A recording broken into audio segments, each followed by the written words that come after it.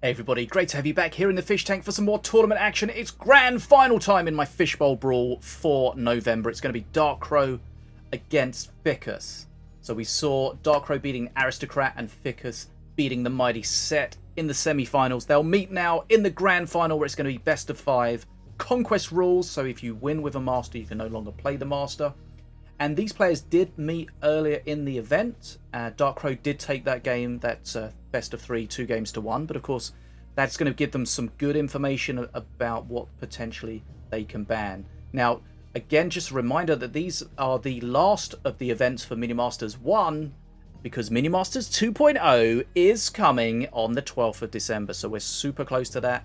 And of course, as we mentioned in the previous videos, 2.0 is going to have some cross-platform lobbies that we didn't have access to previously. So that means we can have cross-platform tournaments potentially. So let me know how you think those could go. Do you like the idea of PC players, Xbox players, mobile players all being able to play in the same event? Or do you think that there's too many barriers between the sort of the skill ceilings of those different platforms? Let me know in the comments what you think. Always interesting to hear what you think. I've got my own thoughts, but we'll discuss that at a later point. Today we're going to be having Dark Crow, as mentioned, against F1cUs in the grand final. And as always, they're going to have ban powers. They can ban a master and 3 cards to prevent their opponent from playing those, and their opponent has those ban powers back at them. So Dark Crow banning Wrecked, Zeppelin Bomber, very meta card, High Inquisitor Ardera, very, very strong central unit for the Empyrean pushes. And Herald Our Moon, very good unit, very awkward to deal with. Does remove a specific, somewhat meta deck, but it feels like a targeted ban. F1cUs would like to play Herald Our Moon, I would expect. Now, F1cUs banning King Puff, also rapid response reserves. Even after its nerf, it's still very, very strong. Zeppelin Bomber, again, both players banning that. And Chain Lightning, one of the heaviest played, I think it might be the most played spell in the game now that rapid response reserves got nerfed. Not necessarily in solos, but overall in the game. Of course, I do my meta review videos, so check out that somewhere. There might be a link, who knows, if you want to see what's meta in terms of masters, cards, spells, legendaries. Lots of cool information to be gained from those. But let's get back to today. It's going to be Dark Crow against F1cUs in this best of 5 grand final. Right, here we go with game 1. Wrecked against King Puff. Both players banning and playing the master. They banned. Okay, Wrecked has some very, very long voice lines. Still going 15, 16 seconds into the game, still muttering away about something.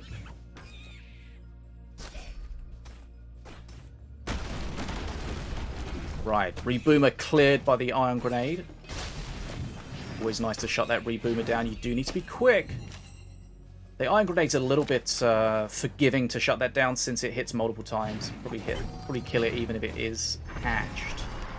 Right, Golem for F1cUs. It's going to get held up there and take quite a lot of damage from these Swarmers. Morgul's Mark doing a good job, and that Golem's not really going to achieve too much. All the while, bridges have been in Dark Crow's favour. Okay, that Golem goes down so fast. Nicely done from Dark Crow there. Bridge switch to grab the bridges. Always a nice use of it.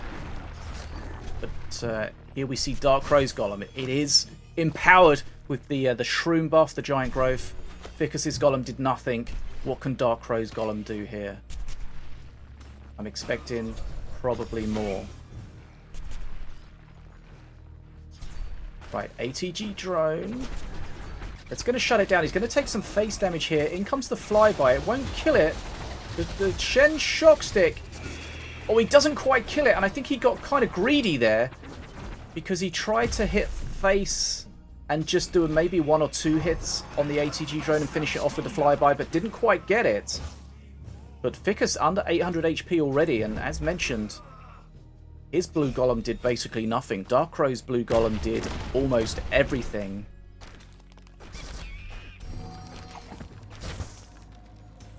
XP lead, very slight for Dark Crow, but We know how powerful King Puff can be at perk 3, so let's see if Ficus can get there.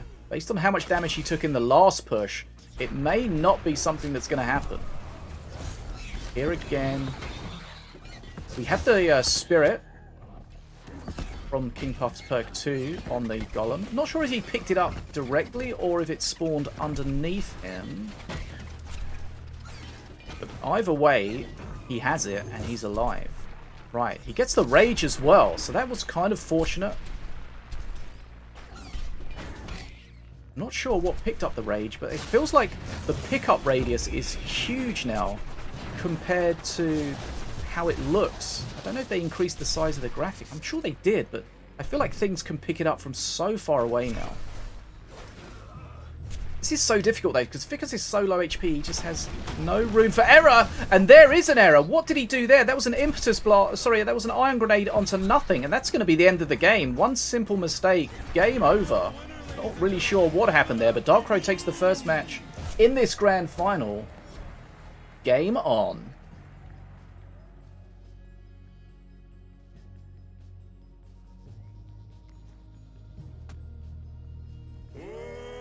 Here we go with game 2. Valorian for Darkrai, King Puff again for Ficus.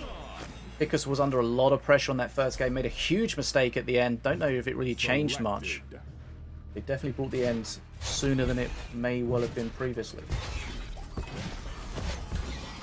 Okay, looks like Darkrai's playing the same deck, just this time with Valorian as the master. Right, Shroomer splits at the top.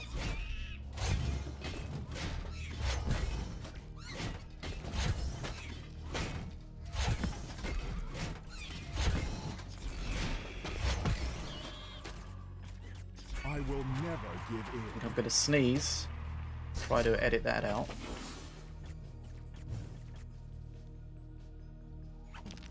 Hopefully you didn't hear that and I remembered to edit it out, but we'll see. Let me know in the comments. Right, early lead for Darkrai XP-wise. Here comes the Golem. Remember in the previous game, Ficus's Golem did nothing. Darkrai's Golem killed everything. Let's see how this works out. Right, the bridge switch is not gonna... I don't like that bridge switch. Like, his Golem's gonna get absolutely murdered here. Seems unnecessary.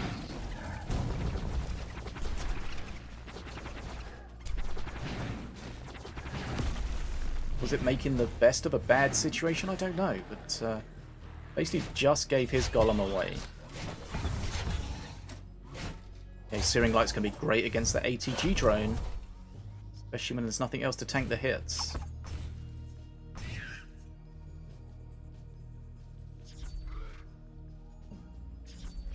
A little bit of a calm before the storm here. Impetus Blast does remove the Reboomer. He's going to do that every time because that Reboomer is going to be annoying as heck to deal with if he can't remove it.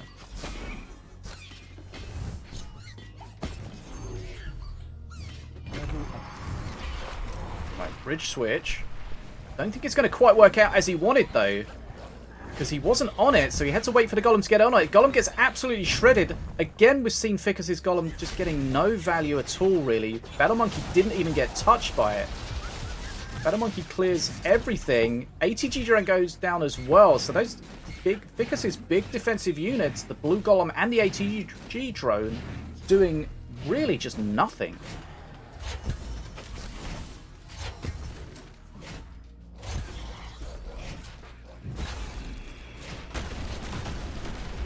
Again, Reboomer goes down. Decent bridge switch, but again, it's not really going to achieve too much. Battle Monkey's just eventually going to kill it anyway. Bridge switch can be insanely powerful. He just hasn't had any setups that really allow him to get a lot of value out of it. Right, Golem is raged. Doesn't really help him in this situation though. He's going to one-shot these anyway. Okay, Spirit popped there. Oh, sorry, not Spirit. The shield popped there, but lost it immediately. Okay, again he plays into it. I feel like this is a huge mistake. He knows that the stun's going to be available there. So many stuns. Jing, Shen, Shock Stick. Just played into that, really.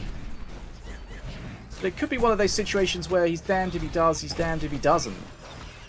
Like if he plays into it, he gets shut down. If he plays on the other lane, that just gets shut down anyway. Right, perk 3 for Ficus. Needs to get some good Night Puff generation. That could be the difference between winning and losing in this situation. Okay, XP leveling up. Reboomer's going to get some value here. He can bridge switch, but not going to generate too much. Oh, look at that. Well, the Reboomer's going to live, I think. Going to have to invest more into it. Doesn't have a huge amount of Horde in his deck to generate these Night Puffs. He's waiting till he gets some good value from it. Needs to play onto the bottom bridge here. He can bridge switch. Okay, that's fine. He's going to bridge switch. Night Puffs will appear at the top where the units have been moved from. But the Battle Monkey's going to shut that down pretty efficiently. And what was kind of awkward there is Ficus had to wait so long for that bridge switch opportunity. And, you know, again, you know, you want to just bridge switch, get the value, and then move on to the next one. Right, he does have a bridge switch coming up in 7 seconds. XP is still in Ficus's favour. But again, it feels like he just doesn't have enough Horde in his deck to be able to constantly generate these Night Puffs with ease.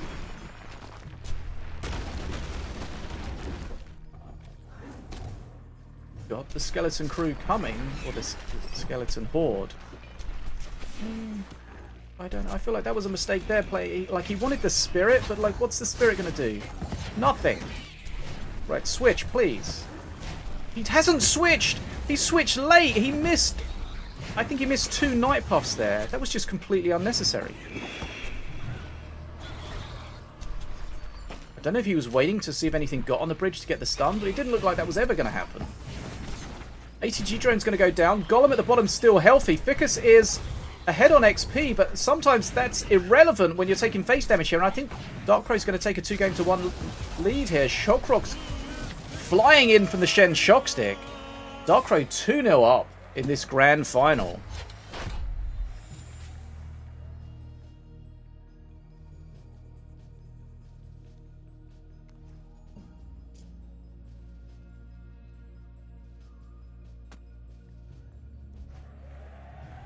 Right. Game 3, APEP mirror match. We can see Darkrow playing Korgoth. See how we can get some value out of that. Okay, he's kind of fortunate he got Korgoth in his opening hand, so he can immediately use the seal. Remember, you got to use the seal twice, and then next time it comes round, it is Korgoth, the main man himself.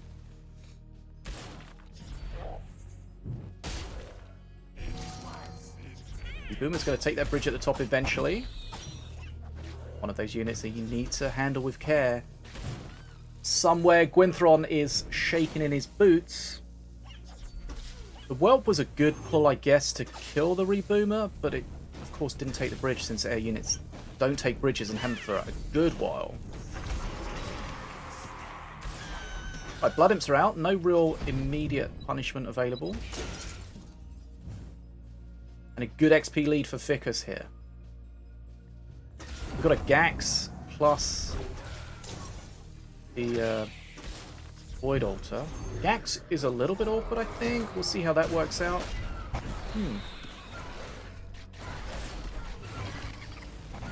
Might just hold on to the Gax and hope to invoke it into something else later. Oh, Reboomer getting nice value against the Cleaver there. There's a couple of the Void Souls just waiting to be collected. But they're going to time out. Didn't really get too much value from that. Korgoth is available now.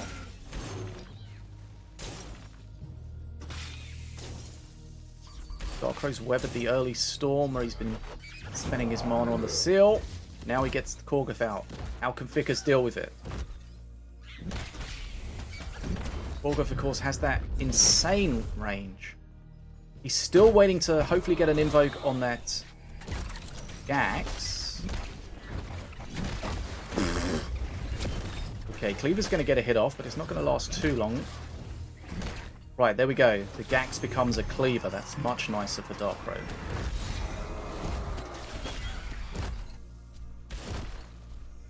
Reboomer lives as well. This is going to be a difficult thing to deal with at the bottom. Reboomer, cleaver, Korgoth as well. Wants to kill this Reboomer, but the Reboomer's not going to die.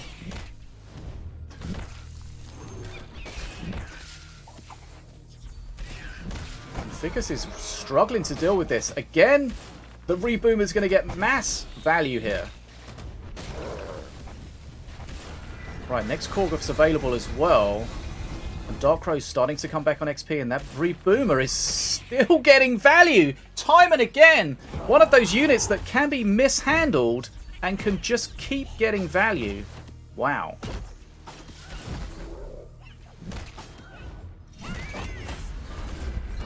Those shields could be valuable. A little bit too late to save Azali from the Boomer.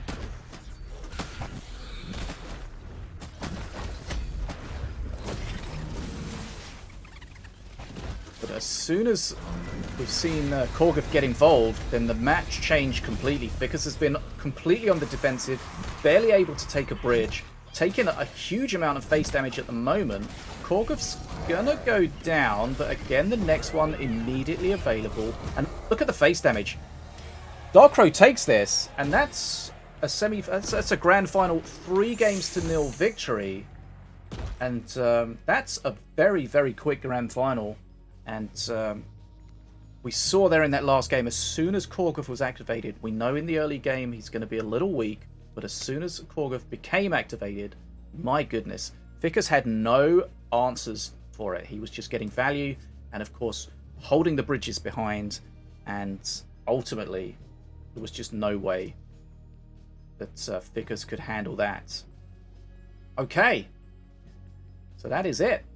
That is Darkrow being crowned the champion for the upteenth time in Mini Masters tournaments. Such a good player. Ficus really had his work cut out for him, but just didn't have the answers today to deal any blows towards him. Right, so that's pretty much all we wanted to cover today. Remember, we also have a 2v2 tournament going on as well, or it has finished now, but I'll put the videos up for that, so make sure you hit the subscribe button so you get notified and don't miss out on anything awesomely Mini Masters related here in the fish tank. If you like this video, of course, give it a thumbs up and let me know in the comments, what do you think? Are you excited for Mini Masters 2.0? It's coming December the 12th. I don't know when this video is going to go out, so it may be here, it might not, but really excited to see that. And of course, as mentioned earlier, we're going to have a look at maybe having some cross-play tournaments as we go forward. So yeah, that's pretty much it. Look forward to seeing you again on the next episode of whatever we do here in the fish tank. My name's Bad as a Fish, and I'll see you again soon. But as always, in the meantime, I will be awkwardly waving.